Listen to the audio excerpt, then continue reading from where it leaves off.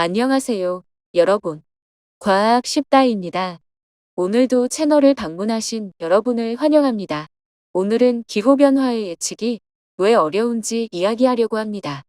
전 세계적으로 과거에는 볼 수 없었던 예측 불가능하고 파괴적인 기상이변으로 인해 지금 이 순간에도 기후변화에 대한 논쟁이 계속되고 있습니다. 어떤 과학자들은 이제 곧 인류가 감당할 수 없는 재앙이 닥친다 라고 경고하는 반면 또 다른 과학자들은 기후는 원래 변하는 것이고 현재의 변화도 자연적인 흐름일 뿐이다라고 주장하죠. 그렇다면 우리는 누구의 말을 믿어야 할까요? 먼저 기후변화를 우려하는 사람들의 주장을 살펴보겠습니다. 이들은 산업혁명 이후 인류가 석유와 석탄 같은 화석연료를 사용하면서 엄청난 양의 이산화탄소를 배출했고 그 결과 지구의 평균 온도가 빠르게 상승했다고 말합니다. 실제로 대기 중 이산화탄소 농도는 산업혁명 이전보다 약 2배 증가했습니다. 이산화탄소는 대표적인 온실가스로 태양에서 들어온 열을 지구에 가두는 역할을 합니다. 따라서 이산화탄소 농도가 높아지면 지구의 평균 온도가 상승하고 그 결과 폭염, 허리케인, 가뭄 같은 극단적인 기후 현상이 더 자주 발생할 수 있다고 이야기합니다. 게다가 한 번 대기로 배출된 이산화탄소는 쉽게 사라지지 않기 때문에 지금의 기후변화가 앞으로 수백 년 동안 지속될 수 있다고 주장합니다. 하지만 반대편에서는 이런 주장이 과장되었다고 반박합니다.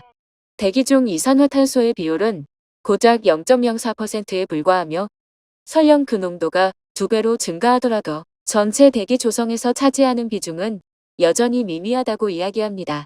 이로 인해 이산화탄소가 기온을 높이는 효과는 1도씨를 조금 넘는 정도로 제한적이며 기후 자체가 복잡한 상호관계에 의해 결정되는 혼돈계이기 때문에 장기적인 예측이 불가능하다고 주장합니다. 즉, 현재 우리가 보고 있는 기후변화가 인류의 활동 때문인지 아니면 자연적인 변동 때문인지 확신할 수 없다는 것입니다. 그렇다면 과학적으로 확실히 말할 수 있는 것은 무엇일까요?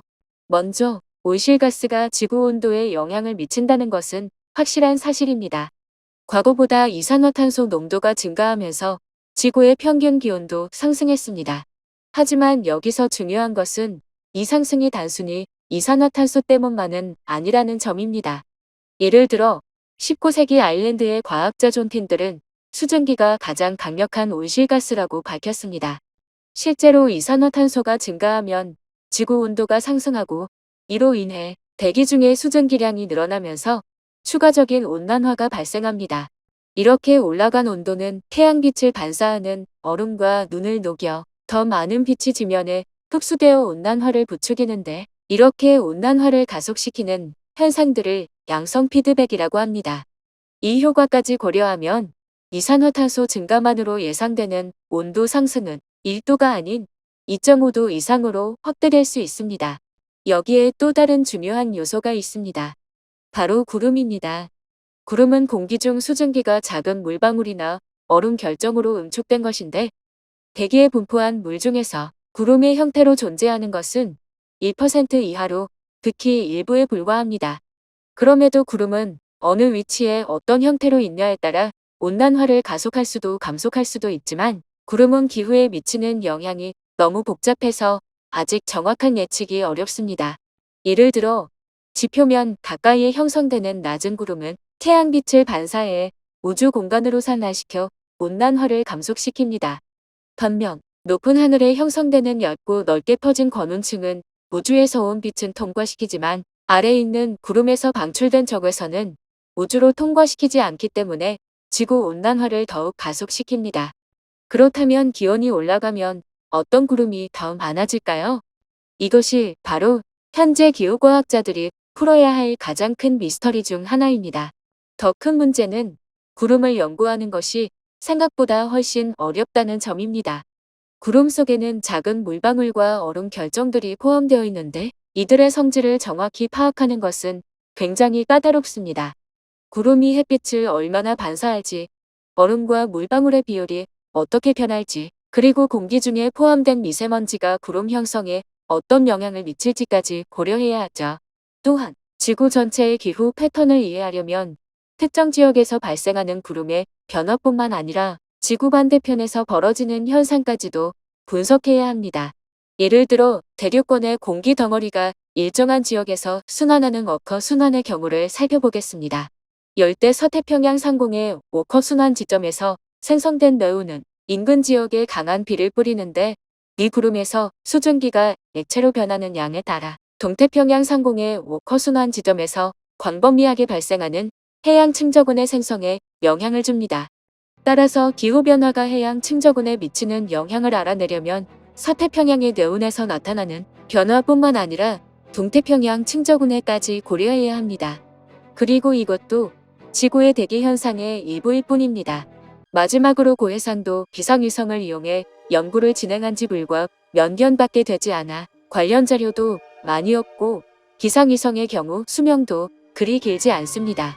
그리고 교체되는 위성의 정교하고 매끄럽게 정보와 관측 과정을 이전하는 것 또한 만만치 않은 작업이라 구름의 변화를 안정적으로 추적하는 것은 매우 어려운 일입니다. 따라서 지구를 덮고 있는 구름의 양이 규칙적으로 변하는지 그렇지 않은지 증명할 수 있는 과학적 근거가 아직은 없습니다. 이렇듯 기후변화는 단순히 온실가스가 많아지면 온도가 올라간다는 직선적인 관계로 설명할 수 있는 문제가 아닙니다. 현재까지 수십 년 동안 기후를 연구해 온 과학자들도 여전히 많은 부분을 이해하지 못하고 있으며, 앞으로도 계속 과학적인 데이터를 기반으로 신중하게 접근하고 철저히 연구해야 할 필요성이 있습니다. 현재 많은 사람들이 주장하고 있는 기후위기는 과장된 것이다, 지구가 곧 망한다와 같은 극단적인 주장들은 문제 해결에 어떤 도움도 되지 않습니다. 하지만 기후변화는 인류의 생존에 큰 영향을 미치는 요소인 것은 분명합니다. 가장 중요한 것은 우리가 더 많은 연구와 과학적으로 증명된 데이터를 통해 기후변화를 정확히 이해하고 그에 맞는 현실적인 해결책을 찾아가는 것이 가장 현명한 방법인 것 같습니다. 영상이 도움이 되었다면 좋아요와 구독 부탁드립니다. 그럼 다음 영상에서 만나요.